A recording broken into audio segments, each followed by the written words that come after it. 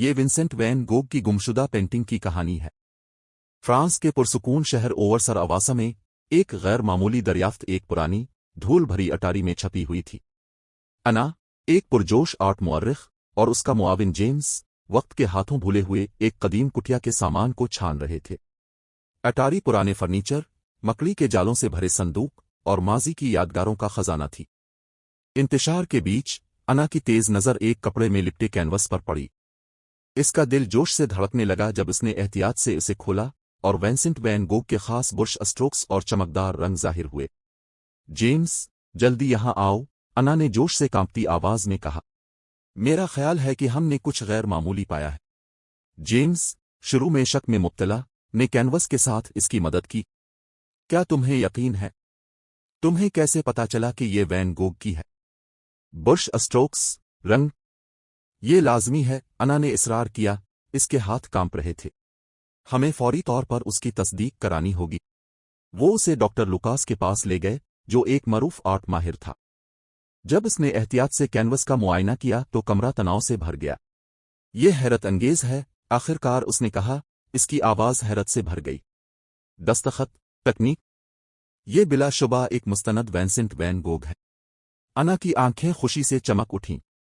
لیکن یہ اٹاری میں کیسے پہنچ گئی؟ اس نے بلند آواز میں سوچا۔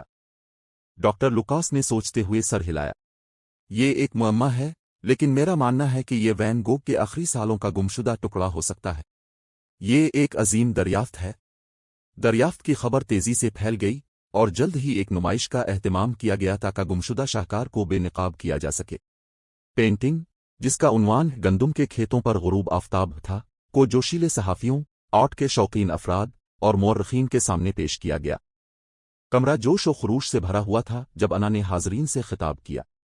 یہ دریافت نہ صرف وین گوگ کی میراث میں اضافہ کرتی ہے بلکہ ہمیں آرٹ کے دیرپا اثر کی بھی یاد دلاتی ہے، انا نے فخر سے کہا۔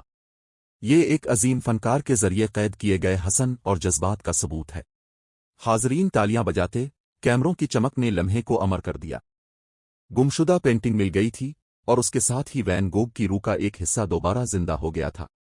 آنے والے دنوں میں انا اور جیمز اٹاری میں واپس آئے، ان کا تجسس کم نہ ہوا۔ تو اب ہمارے لیے کیا ہے؟ جیمز نے جوش کی ایک جھلک کے ساتھ پوچھا۔ انا مسکرائی، اس کی آنکھیں امید سے چمک رہی تھیں۔ کون جانتا ہے؟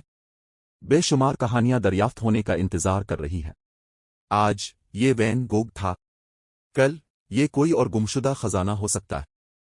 جب انہوں نے صندوق بند کیا اور اٹاری سے نکلے تو خاموش جگہ وادے سے گونجتی ہوئی معلوم ہوئی۔ ماضی کے رازوں کو ظاہر کرنے کی جستجو جاری رہی، جو ان لوگوں کے جذبے اور تجسس سے چلتی تھی جو تاریخ کے پوشیدہ جواہرات کو ظاہر کرنا چاہتے۔